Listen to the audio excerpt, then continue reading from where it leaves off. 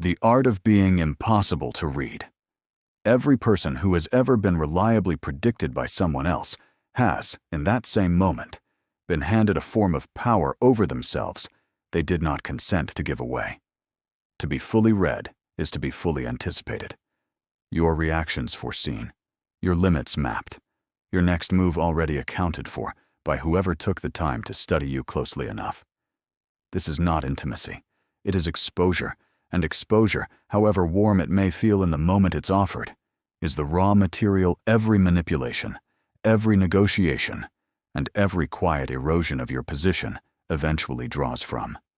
The masses equate being known with being loved, and spend considerable energy making themselves legible, explaining their feelings fully, announcing their plans in advance, reacting visibly and predictably to whatever the room offers them.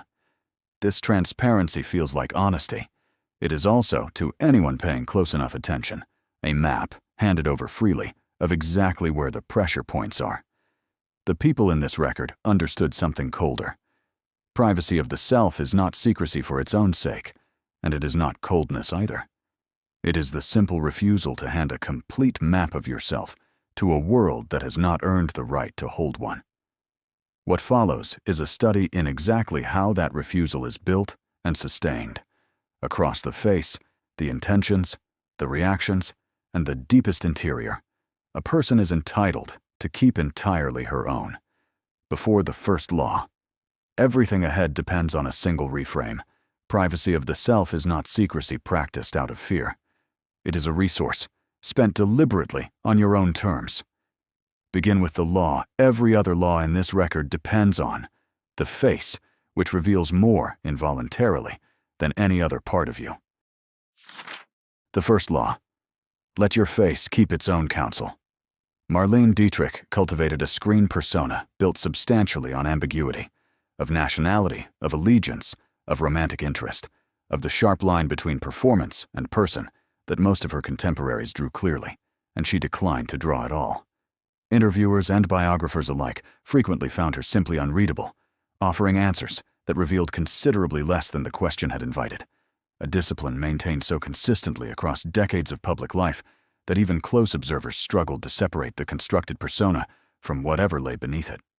Empress Elizabeth of Austria, known as Sisi, maintained an image of composed, almost otherworldly detachment throughout a public life that included considerable private unhappiness, refusing photographers and portraitists in her later years, and cultivating a public face that revealed almost nothing of the interior life. Her private letters and diaries, examined only after her death, showed to be considerably more turbulent than the court ever witnessed.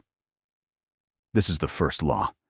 The face is the most immediate and most involuntary broadcast a person offers, and most people leave it entirely undisciplined, allowing every flicker of irritation, excitement, or anxiety to transmit directly to anyone watching closely enough to read it. The strategist treats her own expression the way a diplomat treats an official statement: considered, deliberate, revealing exactly as much as she intends to reveal, and not one flicker more. There is a documented phenomenon in the study of nonverbal communication worth naming directly. Brief, often unconscious facial expressions, sometimes lasting only a fraction of a second, reveal a person's actual emotional state, even when their words are saying something else entirely. Most people have never trained themselves to notice, let alone control, these micro-expressions. The strategist has, and the training itself is what makes her genuinely difficult to read rather than merely quiet. Translate this into an ordinary negotiation or family conflict. The instinct to let frustration or excitement flash visibly across your face the moment it's felt, before you've had a chance to decide whether showing it actually serves you. The strategist builds a half-second delay between feeling and expression, not suppression, which tends to leak out elsewhere, but a deliberate pause long enough to choose what the face will actually communicate, rather than letting the nervous system choose for her. A disciplined face protects the present moment. It says nothing about what happens to a plan disclosed before it's actually executed. The second law: let your intentions stay private until the moment of action. Queen Min of Korea navigated an intensely dangerous political landscape at the end of the 19th century, maneuvering between competing foreign powers and domestic rivals through a series of alliances and countermoves whose full intentions were rarely announced in advance, leaving both her allies and her adversaries perpetually uncertain of her actual position until she had already acted on it. An uncertainty that protected her position for years in a court environment, where a clearly announced intention would have simply given rivals more time to organize against it.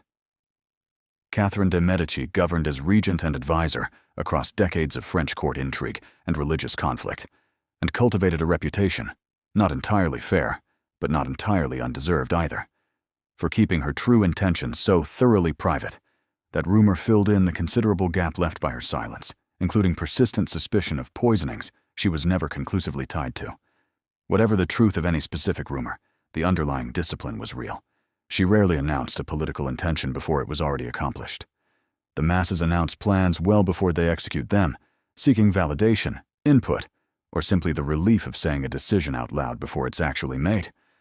The second law insists on the opposite discipline. An intention spoken aloud before it is acted upon is an intention handed to every party who might benefit from interfering with it, and the strategist reserves the announcement for after the action, when interference is no longer possible. Consider the ordinary version: a career move, a difficult conversation planned for later in the week, a decision still being finalized.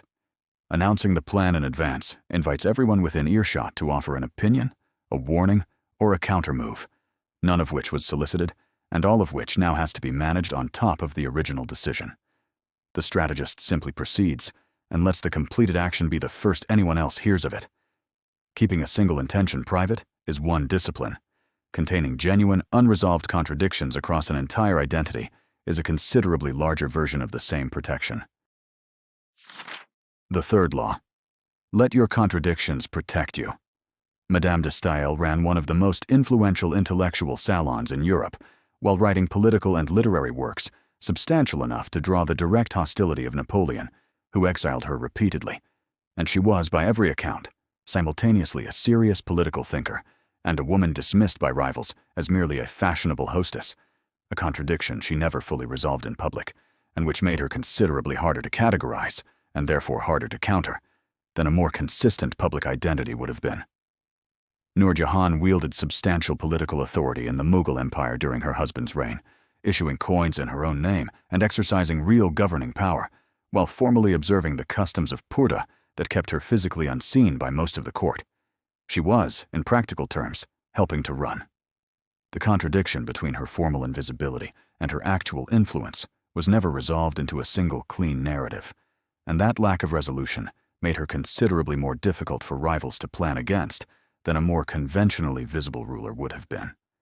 The masses feel pressure to present a single, consistent identity, the same persona in every room, easily summarized in one sentence by anyone who has met them twice. The third law suggests that a woman who contains genuine, unresolved contradictions, serious and social, visible and hidden, warm and exacting, is considerably harder to fully categorize, and a person who cannot be fully categorized cannot be fully anticipated either. There is a cognitive mechanism worth naming directly here. The human mind relies heavily on category-based prediction, assuming that once someone has been sorted into a familiar type, their future behavior will follow that type reliably. A person who genuinely resists easy categorization breaks this shortcut, forcing anyone trying to predict her to actually pay attention rather than simply consulting the stereotype she's been filed under, which is precisely the harder, more effortful kind of attention most people are not willing to sustain.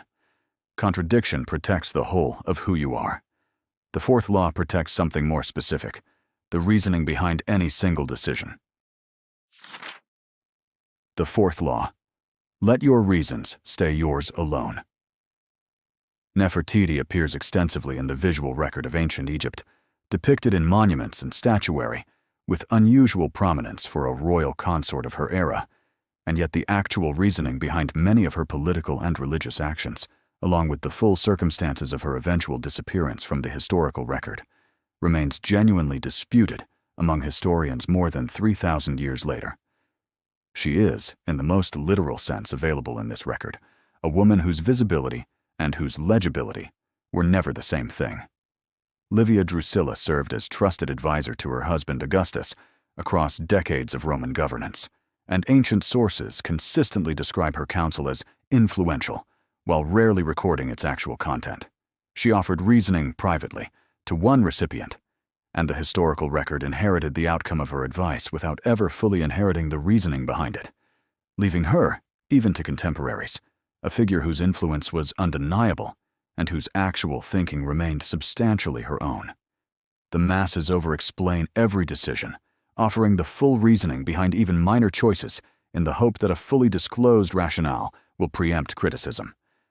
The fourth law suggests that the reasoning itself is frequently the most valuable thing a woman owns, and that disclosing it fully simply hands critics the exact material they need to construct a counter-argument.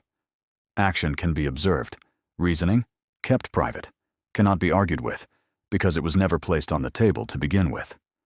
The ordinary version of this discipline shows up whenever someone is pressed to justify a decision at length, defending every step of the reasoning rather than simply stating the decision and letting it stand.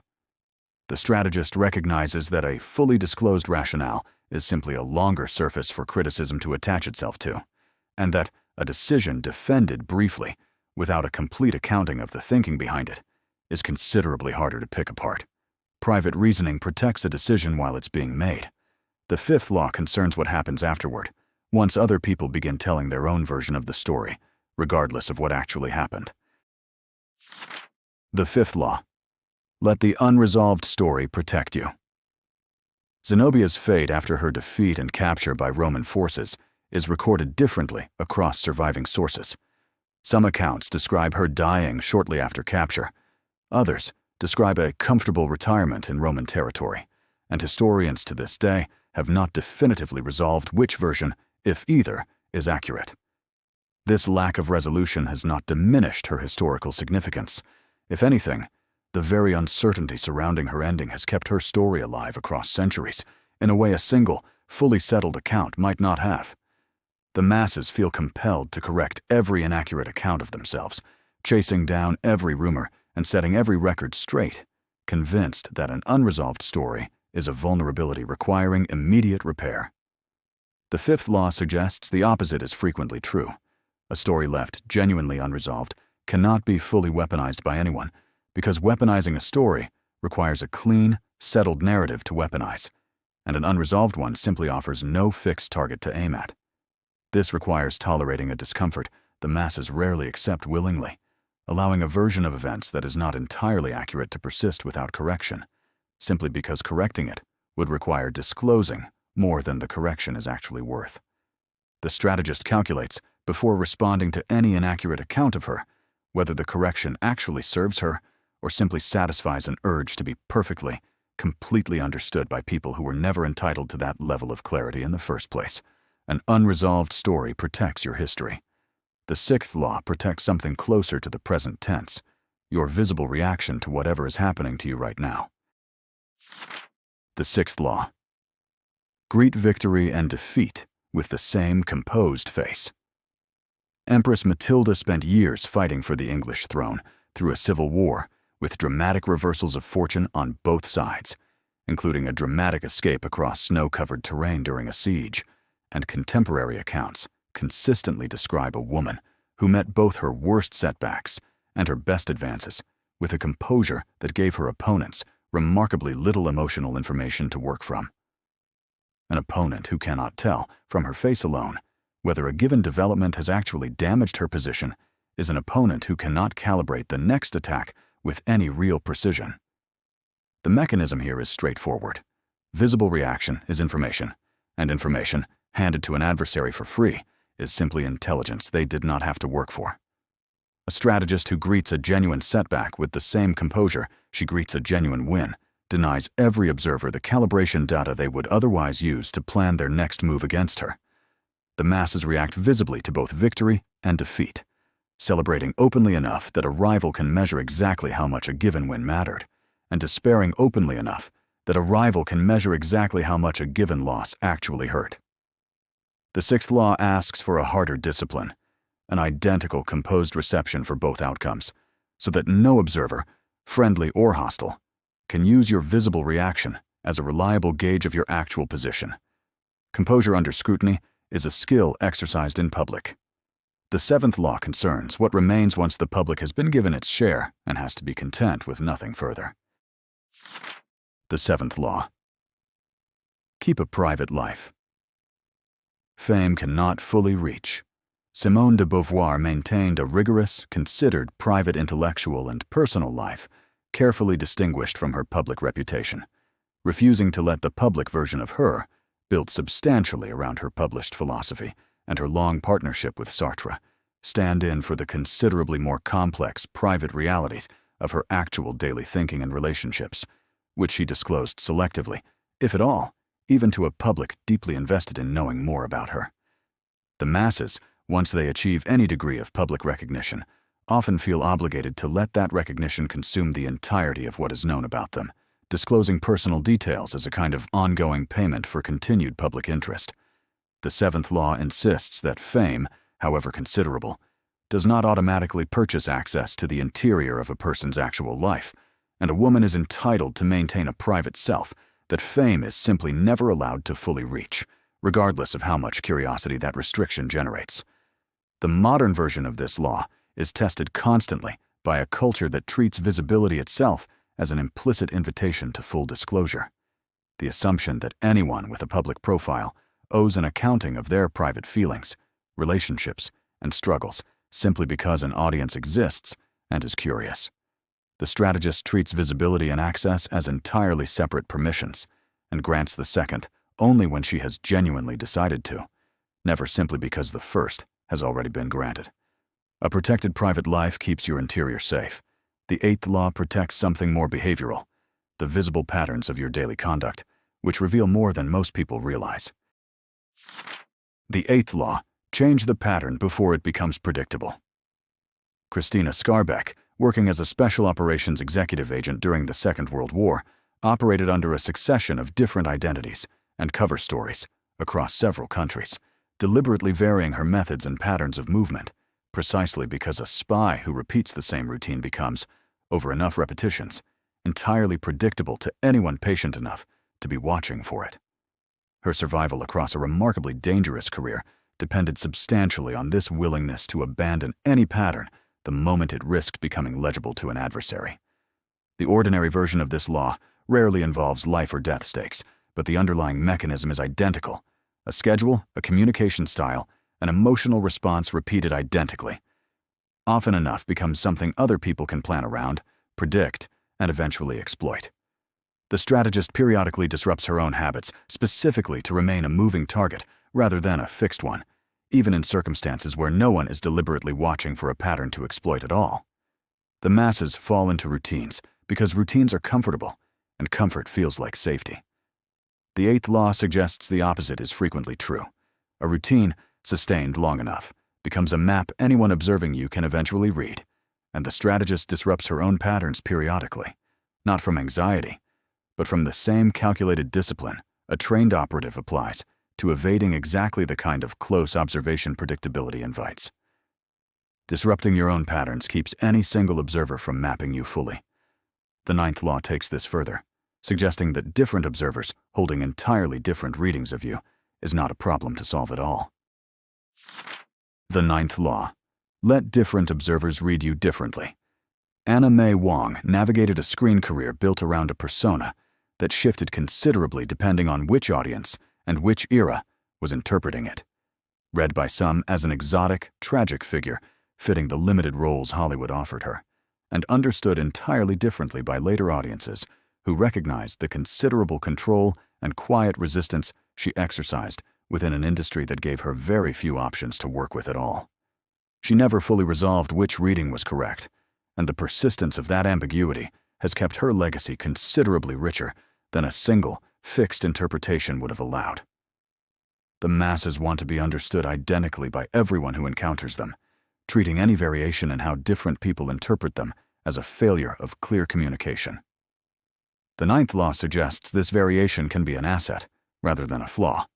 A woman who is read one way by a colleague, another way by a rival, and a third way entirely by someone who has known her for decades has left no single observer with a complete picture, which means no single observer holds the leverage that a complete picture would provide. This requires releasing a specific anxiety the masses tend to carry constantly: the fear of being misunderstood by any single person in any single interaction. The strategist accepts partial, sometimes contradictory readings from different observers as the natural and even useful consequence of never handing any one person the complete file, understanding that the discomfort of being partially misread is considerably smaller than the risk of being completely, exploitably known. 9 laws describe specific disciplines for withholding specific things: a face, an intention, a reaction, a private life. The final law names what all of them, held together, actually protect.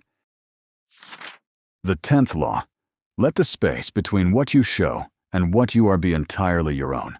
Josephine Baker performed on some of the most visible stages in the world, constructing a spectacular, deliberately exaggerated public persona for her audiences, while simultaneously working as an intelligence courier for French resistance efforts during the Second World War, carrying messages hidden in her sheet music and maintaining an entire secret life.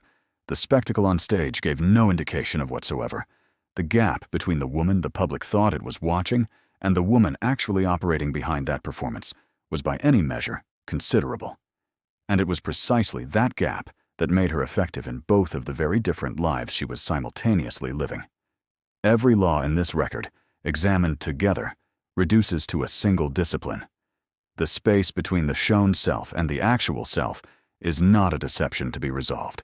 It is simply the room in which a woman's actual power, unobserved and therefore unmanaged by anyone else's expectations, is allowed to keep operating. This is the final law, and the one every other law in this record has been building toward. The space between what a woman shows and what she actually is belongs entirely to her, to fill, withhold, or divide, however she judges best. And no audience, however large or however invested, is owed the right to close that space simply by demanding to be let in. Before the closing. 10 laws, 1 underlying discipline. Disclosure is a resource, not an obligation. Closing.